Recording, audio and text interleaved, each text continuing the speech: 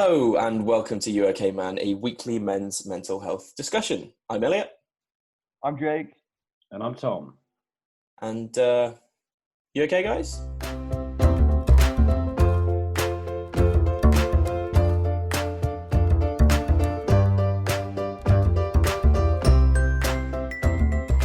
Alright, how's your week been, Tom? It's been good. What day? It's Wednesday today. It is Wednesday. We're recording this the day I plan to release it because I'm a fucking maniac. Yeah, you are.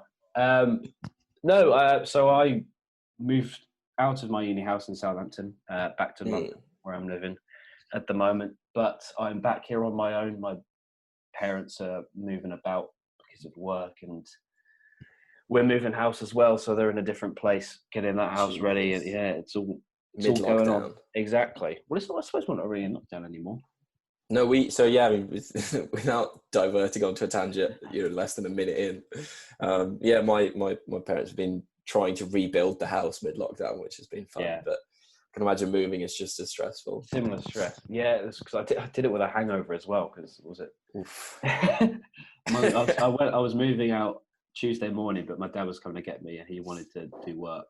So have you spent quite a bit this week kind of socially distancing, seeing people and drinking and stuff like that? Yeah, essentially. So yeah, just seeing mates from uni while I can before moving out.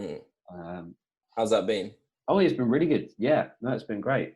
It's nice to actually see people my own age again instead of just spending all my time with either myself or my parents. Yeah. But it was really nice. It felt like old uni again, or as much as it could be, or just a nice summer with people again. Seeing people, drinking, too many hangovers. Does it feel absolute bloody legend? Yeah. Does it feel weird seeing people but like not being able to hug them or kind of having to socially distance? It's weird initially because for me, first handshake or hug or whatever it just breaks all boundaries of awkwardness when you first meet someone. Yeah. But when you're not doing that, you do like a weird little elbow touch, or you just kind of wave from 2 meters away. It makes it weird. You do that thing where you hug the air, and you're like, "Hey, we can't really hug, so we're gonna pretend to hug the air." I didn't do that. That's like a next level sad. But no, yeah. And it was just nice being around people, to be honest, and having other voices. Yeah, I suppose that can really make a difference. Like, even if it is socially distant, I suppose once you've kind of been there for long enough and you've drunk enough, I guess, it kind of becomes easier to kind of get over that. Yeah, exactly. But you sort of look at the situation a bit differently, I feel, because once you've actually seen people again, you can relate again. Exactly. So, that using Zoom or something like that, as we are currently doing and as we have done from the very beginning, you can talk to people, but it's just so different having, or at least I find, having somebody in the same room as you, or outside, just opposite you. It feels much more human. Oh, definitely. Yeah, it's someone to bounce your thoughts off as well. Yeah, even though, as you were saying, even though we can't, be physical and touch on a big part of the human experience is touching. Yeah. And then all sorts of emotions carried on that way. Just having human beings there just makes everything so much better. It does, no, definitely. Like I said, it's like someone to bounce your thoughts off, and it's just nice having the atmosphere of someone else being in the room, or just someone just to sit with. I suppose that's what my gran always says. It's really sad. She lives on her own now, but every time she comes and sees us, she's like, "Oh, it's really nice just to sit with people." But she says it in like a thick Geordie accent instead. And you're not going to take that, are you? No. No, I'm not going to do that. I think you could make a good go at it. Yeah, I could. It's really nice to sit with people and have the atmosphere. That's what she says. Tom, do you feel as though being around people again has, for lack of a better word, cheered you up? You weren't particularly in a bad place over the previous couple of weeks, as we've been discussing anyway, but has it raised your mood? Oh yeah, no, definitely. I think just having not having something to look forward to, but having like the anticipation of seeing other people, and then just being able to actually speak a lot instead of trying to get it all out in like a half an hour meeting or half an hour podcast like we've been doing. It's just like you can actually sit down for 4 or 5 hours and just slowly get out what you want. And if you don't think of something, then something can come up again. And it's a lot more relaxed, I think, than like a high intensity meeting or podcast. And it just definitely cheered me up because I feel a lot happier. Yeah. I mean, one day perhaps we'll be able to do this in person around a table. Exactly.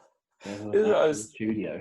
I was talking to Tom about this earlier before we actually started, but like it's going to be really weird going from this where we're all on Zoom and we have to like lean in to try and make sure we're not speaking over people to a proper podcast room, because you pick up on like social cues from other people. Like you pick up on when people are about to talk or where they've got something to say and stuff like that. It's really difficult to kind of gauge that on the podcast, really. Yeah. But yeah, no, I'm looking forward to seeing you guys again. Yeah, it'll be nice.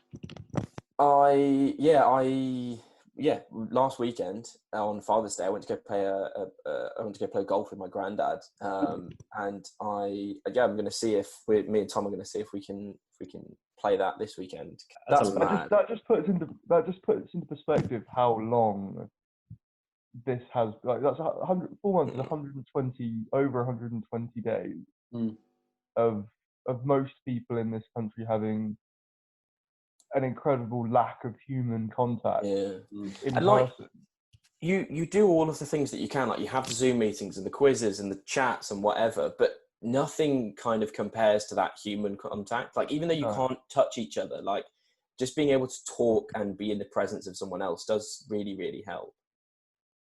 Completely, and like as we were saying before, it has been like even like Tom and I, when we went to the Common the other day, for the first time, seeing a load of friends there, that, for lack of a better word, that was just such like a relief. Yeah. Relief that I can actually do this again. Yeah.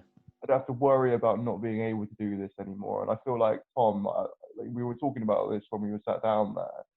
It was just so nice to be able to experience that finally after this long period of time. And I can imagine that so many people listening to this, you were definitely or most likely have gone through that same experience. It's like a weight off your shoulders, and it's just like, finally, people. Those 3 words. That's all I could think of in the moment, but I hope that gets across my feelings. But yeah, that's been my week. How's your week been, Jake? Yeah. So I mean, it's been very drunken. I've been drinking far too much alcohol. I've got too much time on my hands now as we've gone through the first week of not being full-time employed. Are those things going hand in hand? Is it because you have free time that you're drinking? Because that's how alcoholism starts. I mean, this is true. It is a dangerous road to step down. It's been more because I've been seeing a lot of people. So and now that most people have sadly gone home, and I'm still in Southampton, I'm unable. Well, I won't be drinking at the same level. So it was almost like a week of I'm a student again, even though I'm most definitely not. Yeah.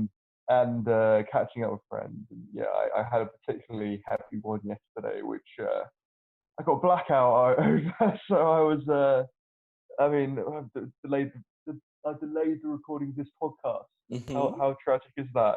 I haven't felt that bad in a very long time. But on the whole, yeah, I've started to feel a bit sort of, now that I'm not working full time, I feel like I've got far too much time on my hands.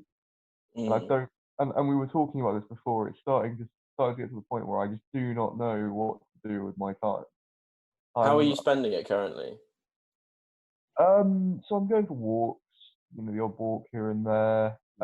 We have been spending time with people, socially distanced, of course. so the sort of social aspect of my life is rebooted, but that will come back down to earth this week because nobody's around anymore. I've been playing far too many video games in the grand scheme of things. I've been binge watching a load of episodes of this program called Life in Pieces. I would fully recommend it if you haven't watched it before. It's like it's about this family, and it's 4 short stories per episode. They're like 5 minutes long each, and it's like chronological. It goes along with the story, but it's a really good program. And so I found out it got cancelled back in 2019. So there's only 4 seasons, and I've got like 4 episodes left. So I'm a bit gutted about that. So I'm going to have to find something else to sink my time into, which is but like I've got. Sorry, it's got Tom Hanks' son in it. Yeah, it's got Tom Hanks' son, and it's got Josh Brolin's dad in it as well. That's such a weird cast of like famous adjacent people. Yeah, it's like I said, would fully recommend. But yeah, like my time, I've been utilizing it in ways just to. I would argue I've been utilizing it in ways just to pass the time, and I have been getting a little bit upset about the fact that I'm not at work all the time and I'm not busy, and I feel like I've never had a respect for or an understanding of how good it is to feel busy all the time until now, because when you go from like that intensity and that sort of 5-6 days a week of work to, well, I mean 1 day a week, but for the most part you're just not doing anything. What do you do with yourself? Like it really is. Yeah. I mean, do you think any of that's kind of related to the fact that you like to feel busy because you don't like to kind of think about what's going on? Because I feel like that's been a pretty common theme. I think, yeah, to a degree it has. I mean, I think again, I've still not entered the middle of that. I think this week, as in, so what we've discussed in previous weeks, I don't think I've confronted it yet fully. I think because I've had a week where I've been spending time with friends, and that's definitely made things, you're quite good at enjoyable. You're quite good at giving yourself busy work to do. I am, but I mean, I think this is the first week where, or at least from now, where I haven't had anything to do, and I think I'm going to be essentially forced into confronting a lot of things in a minute, and the first one of those is, I think the first one of those is all of the sort of the mental health hours and stuff like that, because I know I've been thinking about them far more, and sort of the people I spoke to over those 3 months. I guess because I haven't really. This is it. I haven't really had the chance because I've been like hanging around. But again, I have. When I say that, I have more so since other podcasts. So after podcasts, I would sort of continue the conversation with her, and so yeah, we have discussed sort of parts of it, but we've sat down and said, look, there is going to be I want to have a longer conversation about this when I feel ready to, and I think that time is quickly approaching. But why does it have to be like one big long conversation that's going to be all likelihood mentally exhausting? Yeah, why can't it be like a lot of little ones? Because I think, honestly, I don't think I'm capable of a lot of little ones. I think for me, I'm better at just getting it all out than That's fair. And when I'm ready, I feel like I'm better at getting it all out. And yeah, I think I feel more comfortable doing it that way. I don't know. I mean, I feel like I would have done it. I would have done it by now, I'd have started doing it by now and talking about this stuff in greater depth. I mean, I feel like if you're feeling kind of like you have to build up to get everything out, like that's, isn't it? Not to sound like a broken record, but like that's where a therapist comes in, because they know the questions to ask to get it out. But yeah, I mean, have you thought about any of that side of it, like trying to find yourself a therapist or anything? Yeah, I have, and again, I think it's another one of these things that because I've got so much free time now, it's something that I'm going to be doing at some point because I just. Yeah, but at some point it's so nebulous. I know it is. At some point, it's so negative. I mean, forgive me because I'm on very little sleep, so I'm trying to compute information at a faster pace than my brain is currently perhaps capable of doing. But as you can see, I'm probably still attempting to stall in my brain, which is a flawed character trait of mine when it comes to getting help. So yes, it's something that I want to do, and yes, it is something that I will do. It's when I do it, it should be sooner than I want it to be in my head. So just do it. Yes. Book a doc.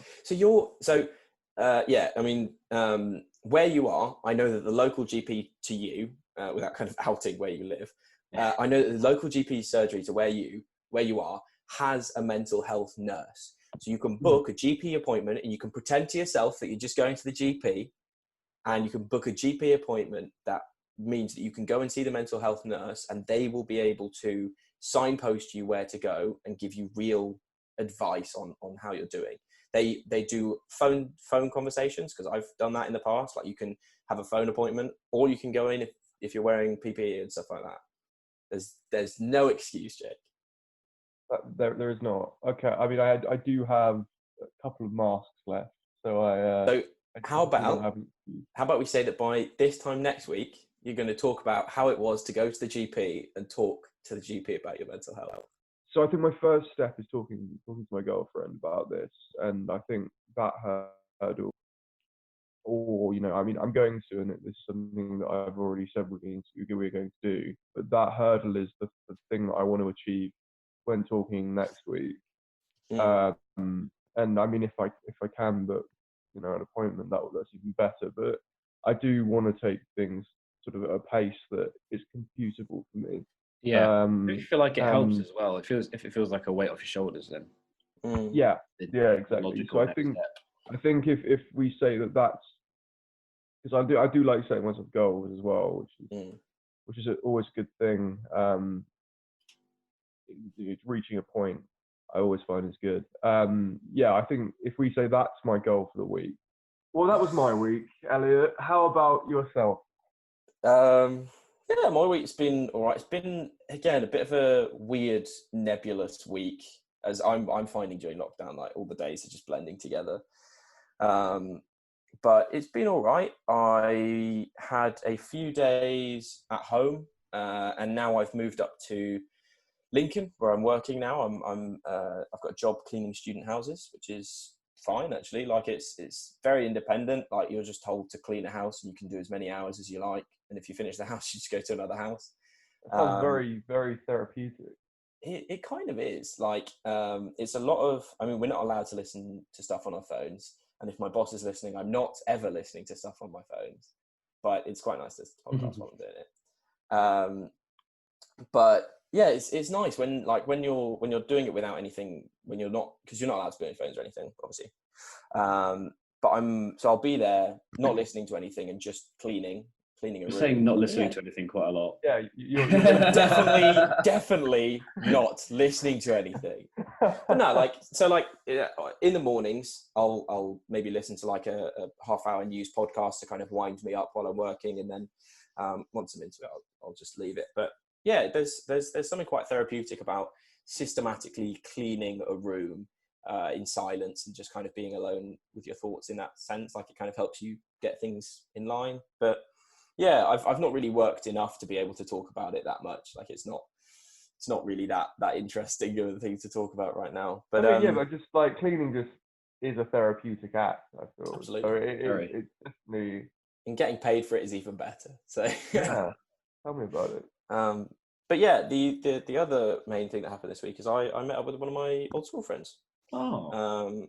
A guy from my secondary school who, I don't think I've seen him in maybe a year, maybe a bit less.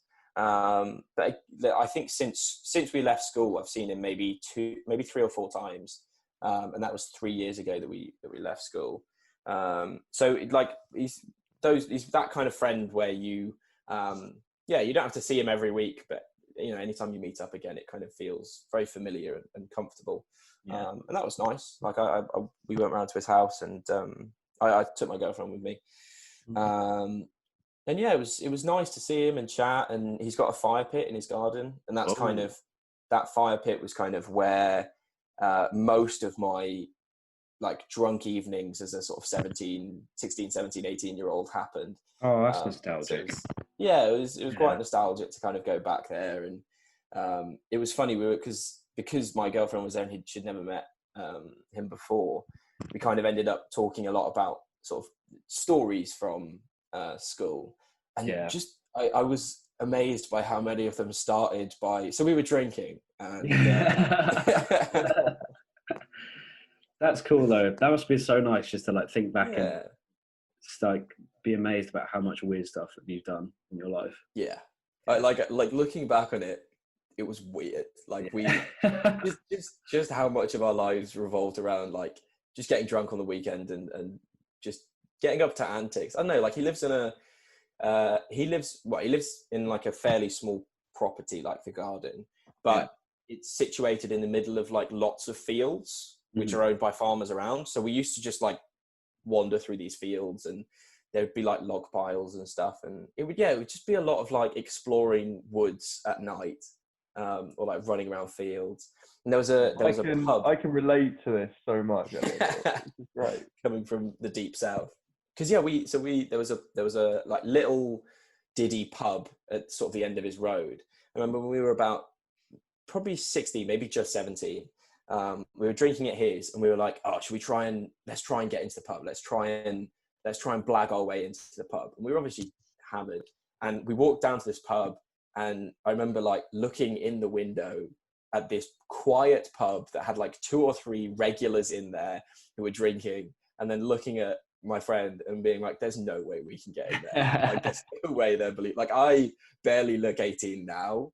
Like when I was 16, I looked approximately 12. Like, I suppose if you're already drunk though, then that's like you've already been served. So that's all the confidence you need. Yeah. Not that we are, I guess, pushing anybody to do anything. No. But that was kind of the major event of this week, really. Like, that's nice.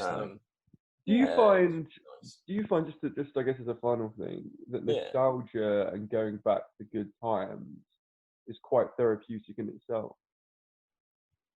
I suppose a little bit, because it's kind of obviously like in my head I'm making it nicer than it probably was at the time, but there is something nice about that kind of thinking about the looking good old back days. Yeah, but at the same time it kind of makes me appreciate what's kind of going on now, because I remember all of the things that were difficult back then that I've kind of overcome, and just in terms of like the people I was with and the school and stuff like that have gotten a lot easier, and kind of again, like I think when you're at that age, it's sort of natural to kind of have a bit of a identity crisis, like not really knowing who you are, but sort of 18 is rapidly approaching, and you feel like 18 is adults. You should know who you are by the time you're 18, but really, I'm 21 and I'm still changing. Like, yeah, I was having this exact conversation yesterday. It was on Father's Day, and I was texting an old school friend like, pretty soon we're going to be getting Father's Day cards, and I'm like, for me to be a dad, I have to like know who I am. I've got to have a job. I'm like, I barely know who I am, what I'm doing. Yeah. I'm feeling well now, and I'm 20. Well, as the oldest one here, that terrifies me. Yeah. I mean, you got an announcement to make, Jake? Is that what this is? Well, no. So I was just thinking, like yesterday, I'm pretty sure I broke my toe, like by hitting it against the sofa, like the wooden leg. I'm not ready to be ready to be a father. Like, come on, like I'm incompetent. I need to learn things. I'm only 23. God, don't scare me like that. But I don't think anyone's ever finished learning things, right? Like, I think everyone that's at a certain level is always learning and always trying to grow, right? Yeah. Yeah, this is very true. Yeah. I mean, to people who are younger than us, we probably that like in control people. That's what you look like to me, Jake, when I first met you. But now I know you're just as fucked up as me. Now I know the truth. I mean, there is plenty going on under the surface, I can assure you. Exactly. Well, on that note then, as we all agree that we grow and change forever, I've been Elliot. I've been Jake. And I've been Tom. Thank you so much for listening, and goodbye. Thanks for listening. Please remember that none of us are professionals, and if you do need help, please seek professional advice from either your local GP or any of the established charities that I'll leave in the description. If you want to see what else we're up to, follow us on Facebook or Instagram at Jesting Dog Productions.